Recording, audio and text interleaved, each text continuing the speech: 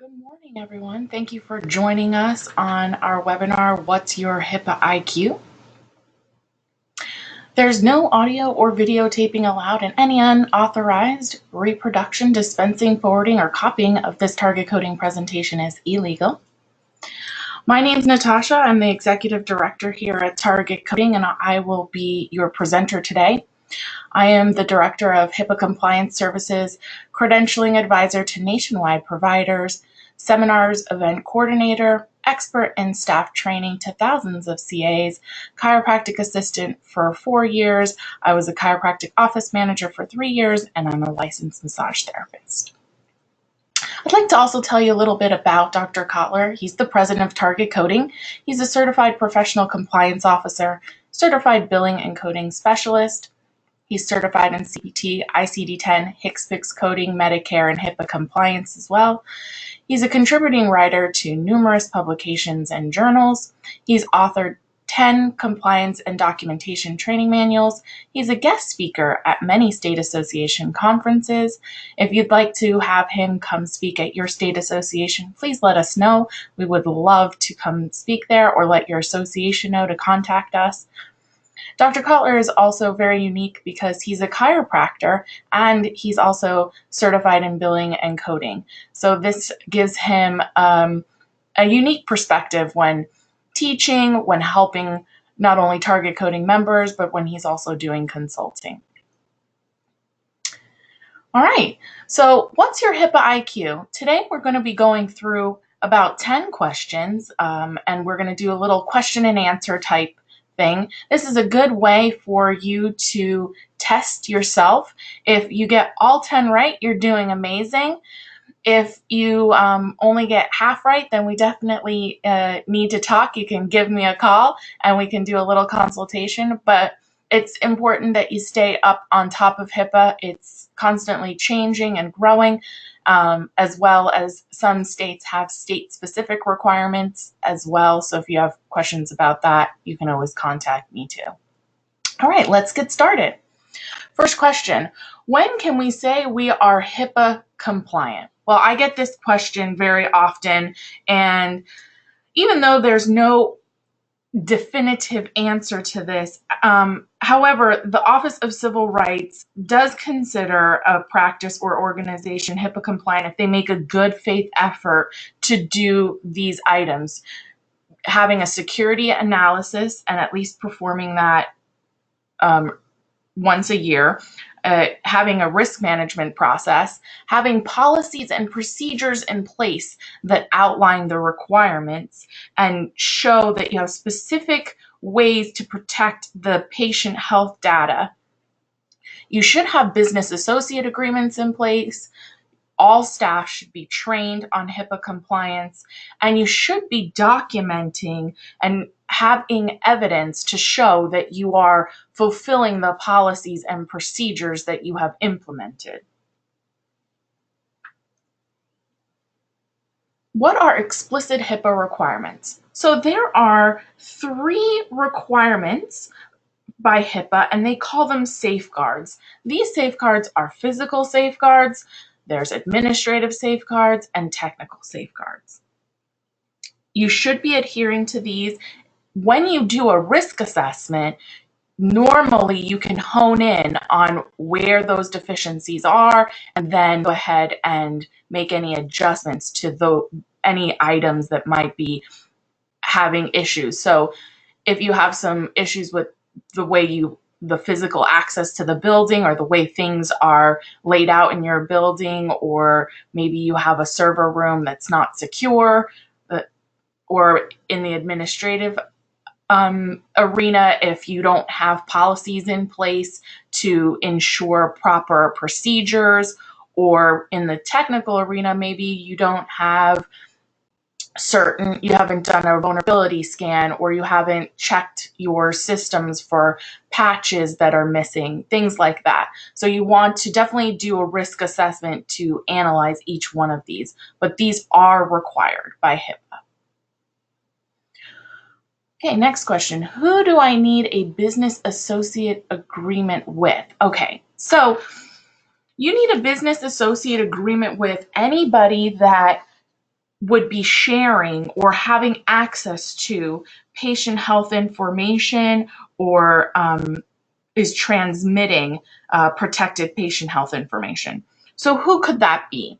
That could be your IT provider. That could be a billing company. If you have a transcription company, a lot of times people think that their cleaning person or their janitor or the mailman needs to fill one out. That is not the case. The most important person to have sign a business associate agreement would be anyone that you're sharing or transmitting patient health information with.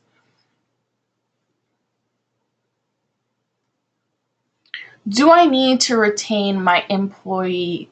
Do I need to retrain my employees every year? Yes. The answer is yes.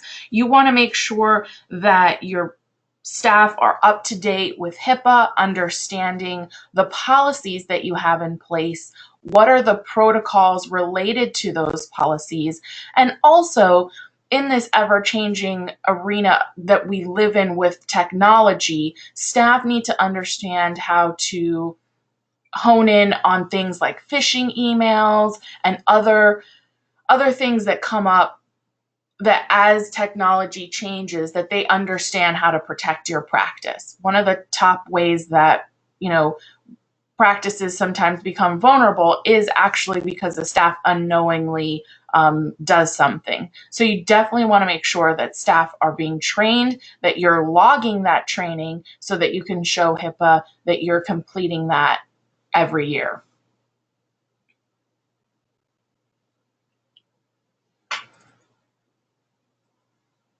Can I send emails to patients? Okay, so sending emails to patients, you have to be careful with this because one is, if you have an email platform that is encrypted, you can be communicating with patients and sending patient health information because it's encrypted. If you are emailing patients and you do not have an encrypted service, you should probably stop doing that right away. If you are communicating with patients via email, you should be having something that says that it's okay to communicate with them that way. And also, to protect yourself, since we talked about business associate agreements, you should have a BAA with the email service that you're using. So one, you want to be protecting yourself by having a business associate agreement with your email provider. Two, you should be emailing only over an encrypted email service. And three, if you are emailing patients, you should have permission to communicate with them in that manner.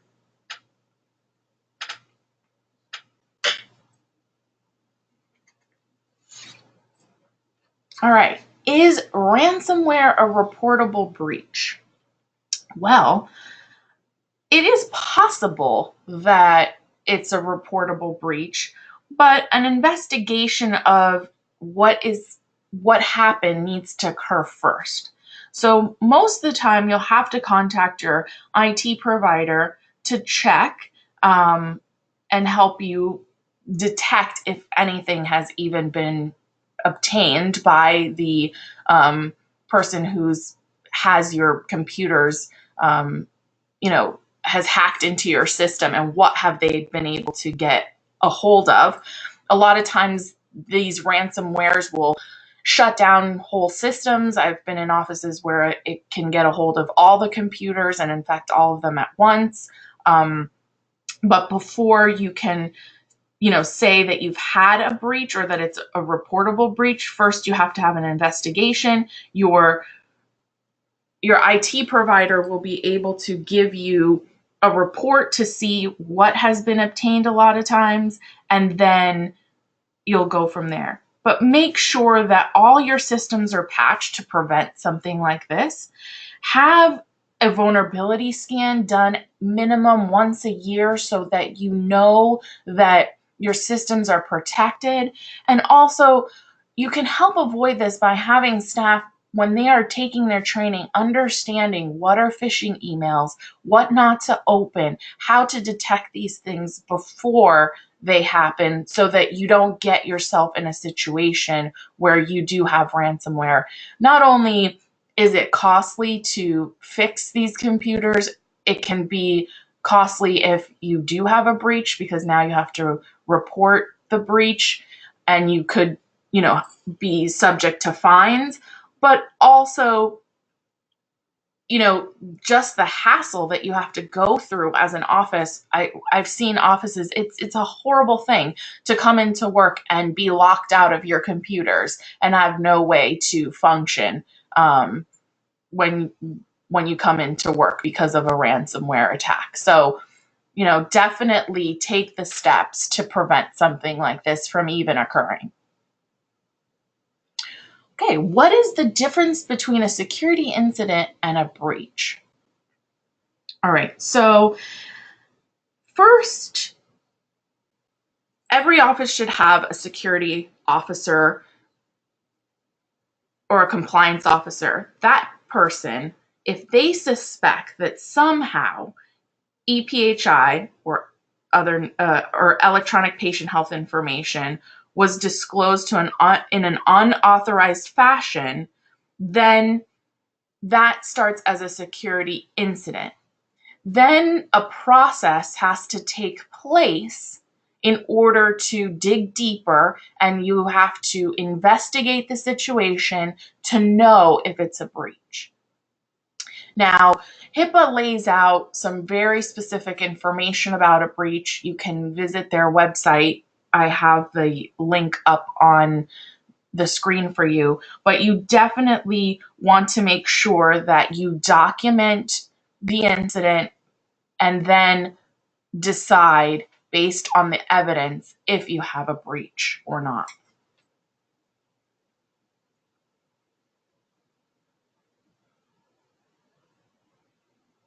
How often should I perform a risk assessment? Okay, so I strongly believe a risk assessment should be done on a yearly basis.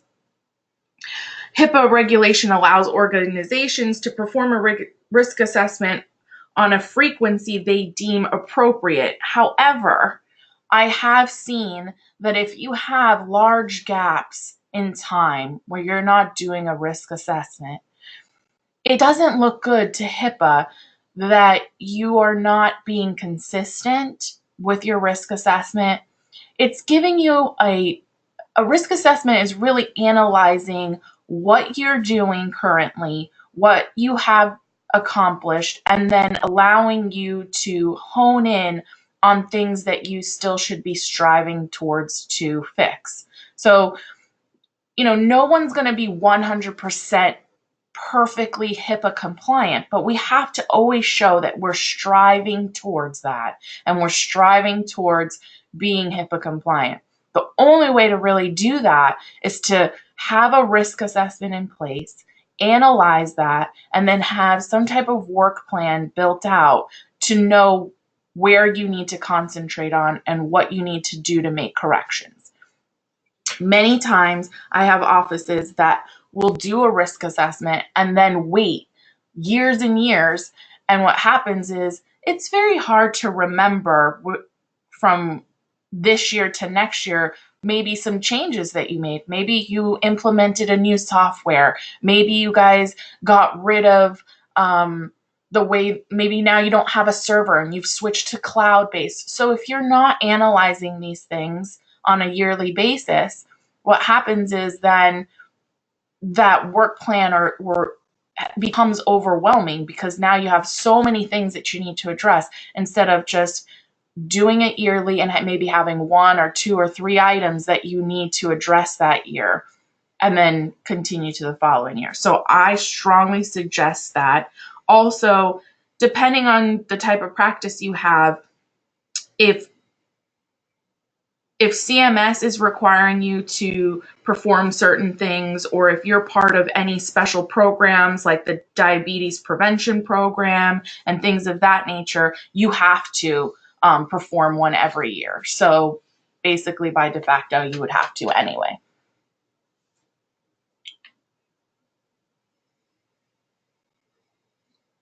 Do I need to perform a vulnerability scan?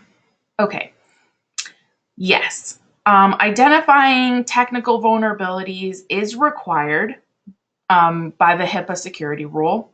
According to HHS, the security rule requires entities to evaluate risks and vulnerabilities in their environments and to implement responsible and appropriate security measures to protect against responsible anticipated threats or hazards to security or integrity of EPHI.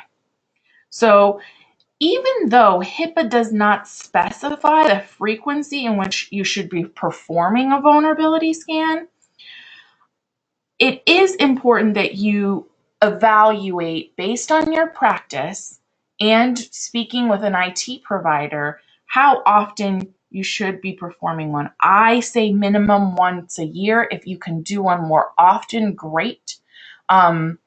Now, some people get confused. There's a vulnerability scan and penetration scan. Some of you might have heard about that. Penetration scan are very, very costly, and they're more acting like a hacker. That you need an actual live person to try and attack your system. That's why it's so much more expensive. A vulnerability scan is much more affordable. It gives you very similar results because your IT provider can use a software to scan your system to see where maybe you have vulnerabilities or patches that are missing. And then they are given a report and then they go ahead and fix those patches. You want to, if you are using an IT provider to do this service with you, you want to make sure that they give you that report and that they show you in the report how they fixed any issues that they found and that it shows that they have been resolved. You want to keep that for your HIPAA record. So it's important to have that.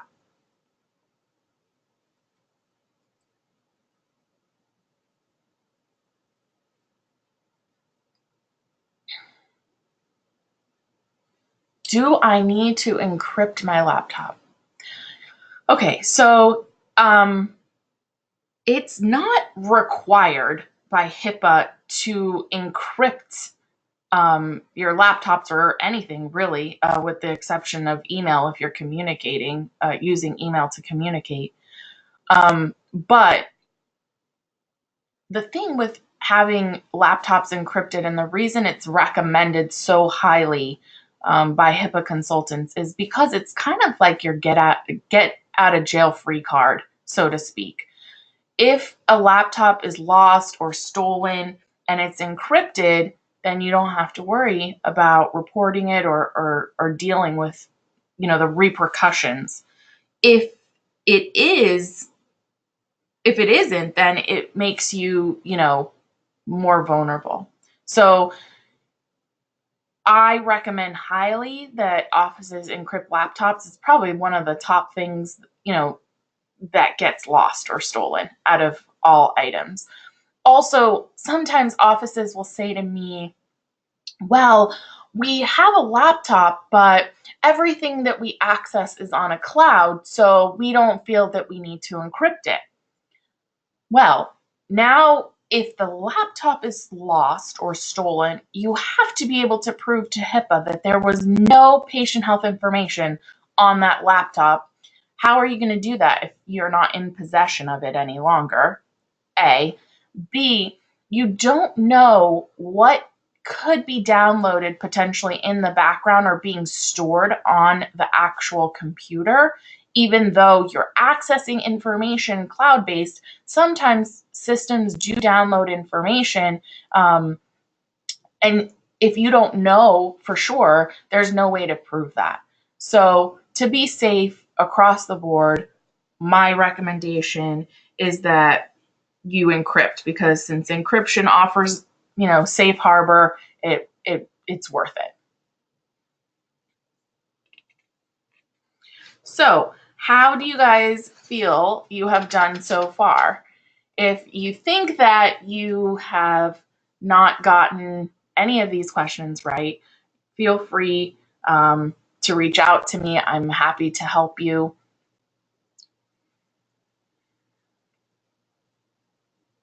So just a few closing comments. You must check with all your carriers you bill prior to submitting claims based on the information provided in this presentation to ensure that it is compliant.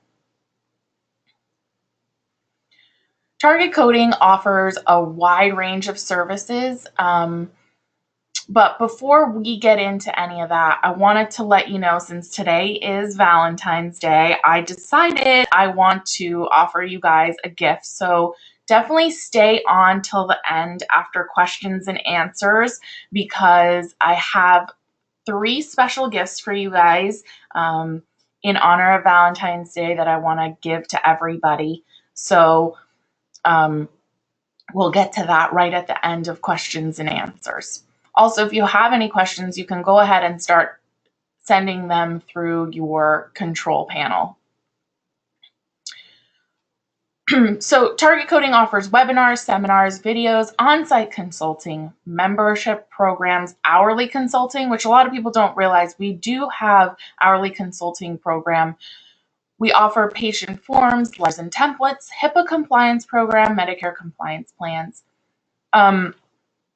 We have a range of memberships, so if you're not sure what fits for you, you can definitely contact us. We're always happy to work with you and help you get the right fit.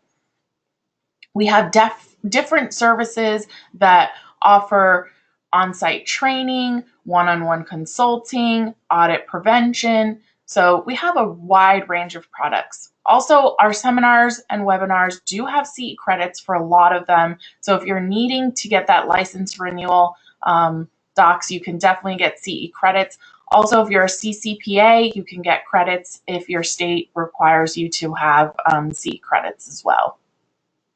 Today, since we're talking about compliance, I have some compliance information that I'd like to share with you in a little bit. But I always want to remind everybody that you should have good forms, clean forms. I'm a huge advocate of having nice, clean, beautiful forms.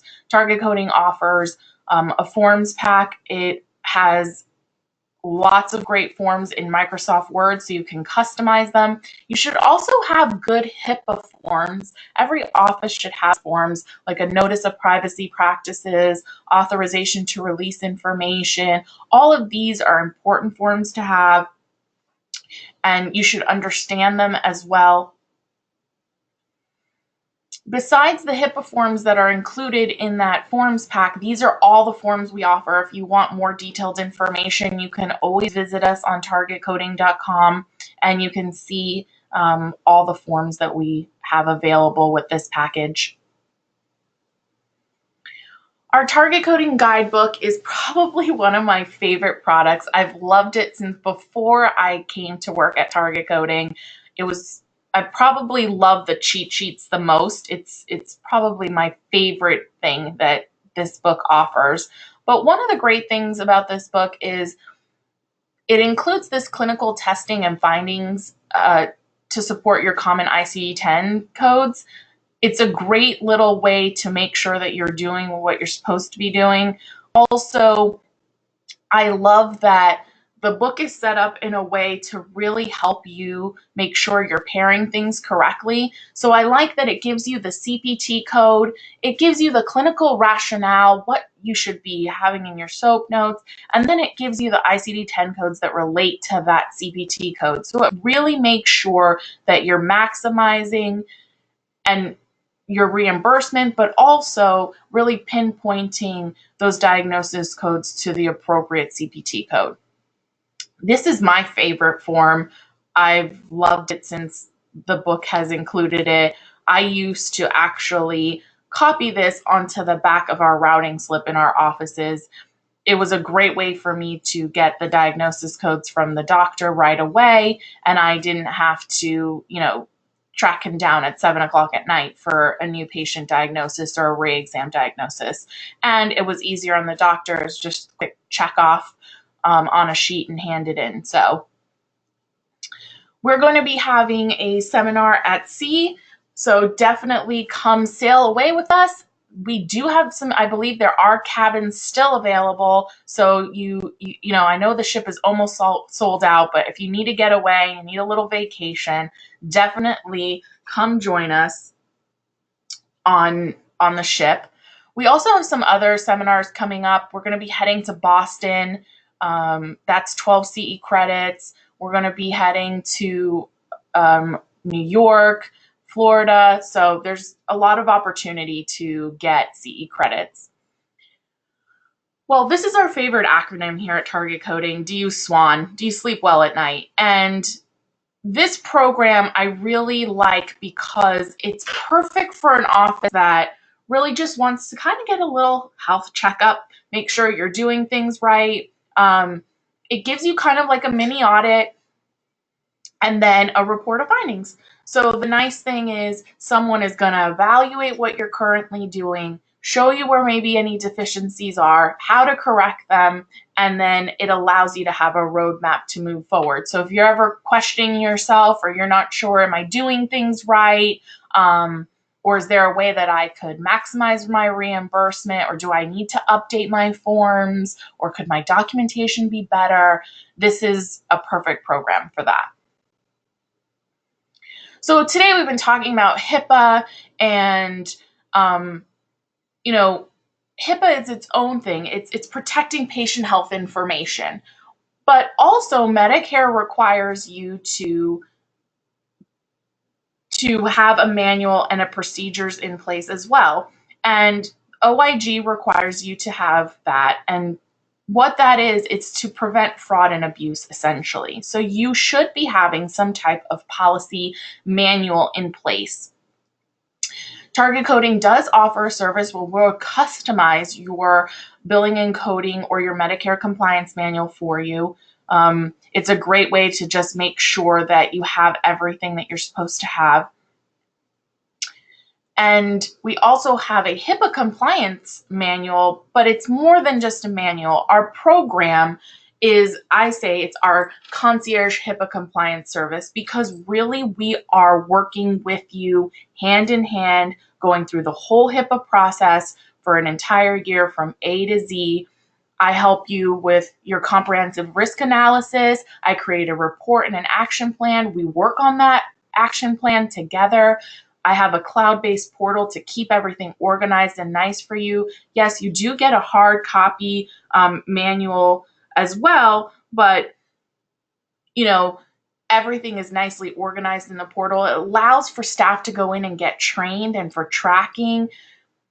I help you track your business associate agreements. All your policies are done for you, your 18 HIPAA policies. I do those for you, and then I help you build out any additional procedures or logs or additional policies that you might have to build out based on what your action plan says that you need to do.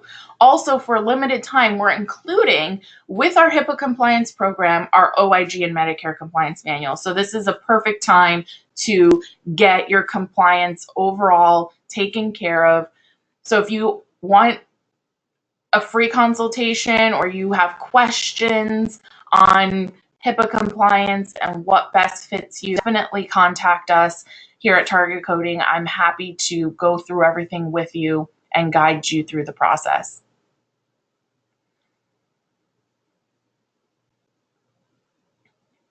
Thank you for attending, everybody. If you have any questions, you can always reach me via email at natasha@targetcoding.com. Visit our website. We have tons of great information on there. You can also give us a call at 1-800-270-7044. We're on all the social media platforms, so please join us on Facebook. Target Coding has a Facebook page. We have a compliance Facebook page, and Dr. Kotlar also has a Facebook page, so definitely join us on there. Sometimes we have special promotions or we do special lives and things like that. We're on Instagram, YouTube. You can catch up on any webinars you've missed. Sometimes we post them on there. Twitter. All right, so we're going to be getting to question and answer. Thank you so much for joining us today.